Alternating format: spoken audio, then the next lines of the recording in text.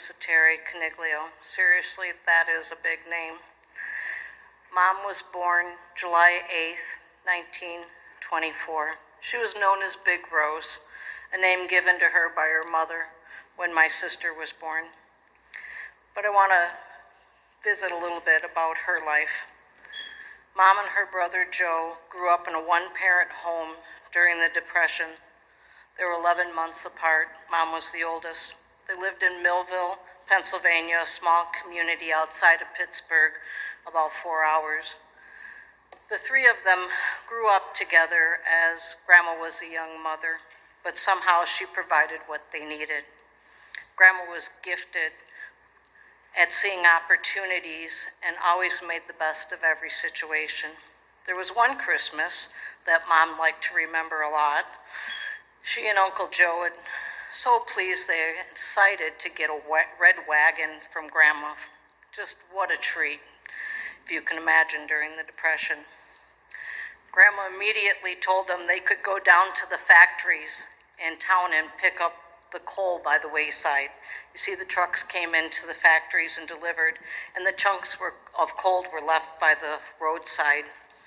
Coal they needed to heat in the winter, and they could get it for free, so all the better. Now, not what Mom and Uncle Joe wanted to do with the wagon, but they did that just the same to survive. As they grew up, Mom and Uncle Joe were together always, taking care of one another as Grandma worked. They played in the creek, played basketball, kickball, and in general had a regular childhood in all regards. They walked to school together every day in all the weather. I don't really know if it was uphill or downhill, but she just made the note that they did walk to school every day together.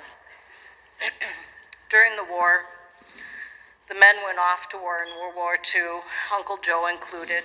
Mom went to work in the naval shipyards in Pittsburgh, taking the bus back and forth daily, which for a 4-hour ride, that was a lot. She worked as a welder, a job that was hard and cold since they worked on the waterfront. But she generally loved that job and apparently was very good at it and earned the respect and protection of the older men in the yard. When the war ended, she lost her job and returned home to be married, moved to Chicago, and had a family of her own. When she had little Rose, they lived behind my father's barber shop in Chicago. As I recall, because I do recall the shop, basically 2 small rooms and an alley.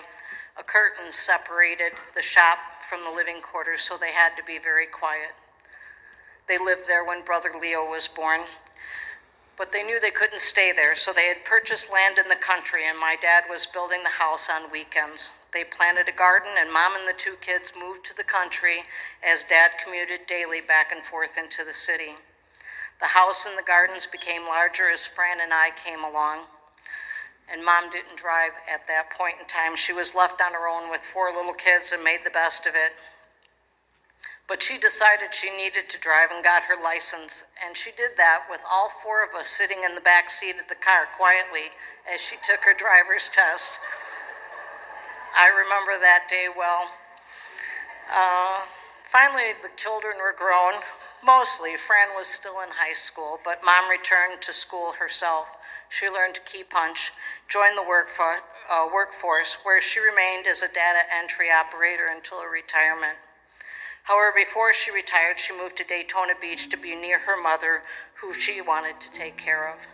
Some of you may know my grandmother as they moved to Olympia so that little Rose could help Big Rose with Grandma. After Grandma passed, Mom returned to Florida for 13 years, and then I moved her to Minneapolis, where I live, because she needed a little more help herself. She lived in the cold north. She did not like the cold north. For 11 years, sorry Mom, couldn't control the weather, but I tried to make it the best as I could. Mom will be laid to rest next to Grandma later today with little Rose close by. The 3 of them were always so close. So it's very fitting and comforting to know that they will forever be together. Mom made countless friends along the way who she remained in touch with and close with her entire life. She will be remembered for her easy smile, her many hugs, her quiet and simple way, and her love of family. She always lamented how sad it was we were all so scattered, and she missed everyone daily. A few words about my sister Rose.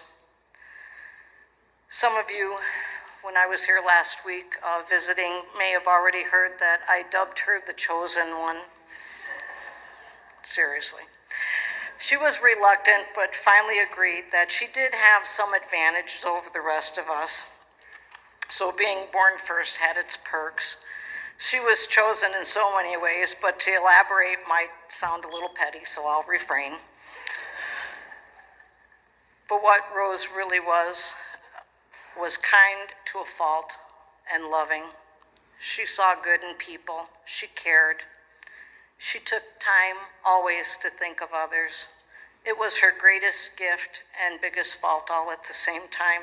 As big sisters go, she was a good one to emulate, as everyone continuously told me I should have.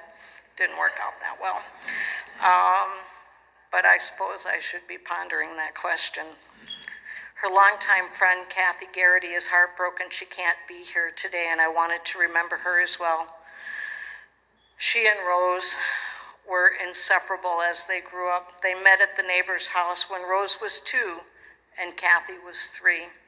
They have shared an entire lifetime, every turn that life took, and I want to thank Kathy for being a great big sister to me as well. Rose's greatest accomplishment in love will always be Bernadine. She was so thrilled at the chance to be a mom. It was what she wanted most in life. She's so proud of you. And she was so grateful to have her in her life. How fitting as we're coming up on Mother's Day as we gather here to remember 2 mothers in our family. 2 people who were simple and kind, but accomplished so much by being their true selves. Very skilled at avoiding attention, they quietly attended life with grace and humility and an unending faith in God, a faith which has been rewarded for the love they shared and gave unselfishly, and I know that they are at peace. You never really understand the value of a moment until it becomes a memory, and we will not forget you.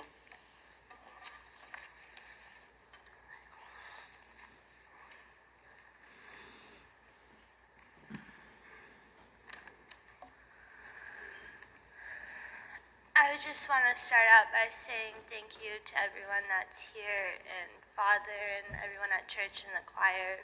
Thank you all. So it really means a lot to my mom and my grandma and myself and everyone else. Between the earth and the sky above, nothing can match a grandma's love, unknown. I always used to tell my mom, you know I'm grandma's favorite, right? Which is true, it really is. And in my eyes, or in my grandma's eyes, I could do no wrong, and I could feel how much she loved me. I mean, that is what grandmas are supposed to do, right? One special memory I hold is when we went down to Florida to visit. I had this tank top that had a bunch of sequins that would fall off, and instead of her being upset by all of these little sequins throughout her house, she laughed and saw them as little reminders of me even after I left. My grandma loved to socialize with people near and far.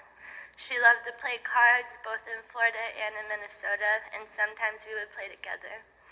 She would put puzzles together, do word searches, write letters to everyone near and far, and watch wipe out. I'm forever grateful to have you in my life, to have all your hugs. Love, little butt, XOXO. Mom, someone who loves unconditionally is always there to help and puts everyone before themselves. A person who nurtures, protects, and is deeply admired. Superhero. If you were to ask anyone about my mom, they would tell you how they considered her as their mom, a friend, a confidant, and so much more. No matter what pain she was in, She treated everyone with the utmost respect and love that they all deserved. As an Italian, the motto is to never let anyone go hungry or feel unwelcome, and my mom did just that. No matter if you were staying for a bit or a while, she wouldn't hesitate to offer someone something to drink or eat, and even if you said no, she still persisted. My mom is the strongest person I have ever met. Not once did she ever quit or give up. No matter how much pain she was in, what obstacle was thrown at her, she would always put a smile on her face and figure out the next step. She used to always say to me, "You can't just lay there forever. You gotta pick yourself up and keep going."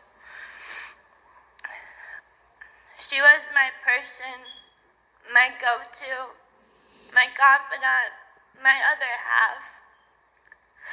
No matter what trouble I would get myself into, or the next big move, my mom was always by my side and a phone call away. Even though this last year was a hard year, I'm forever grateful that I was by your side.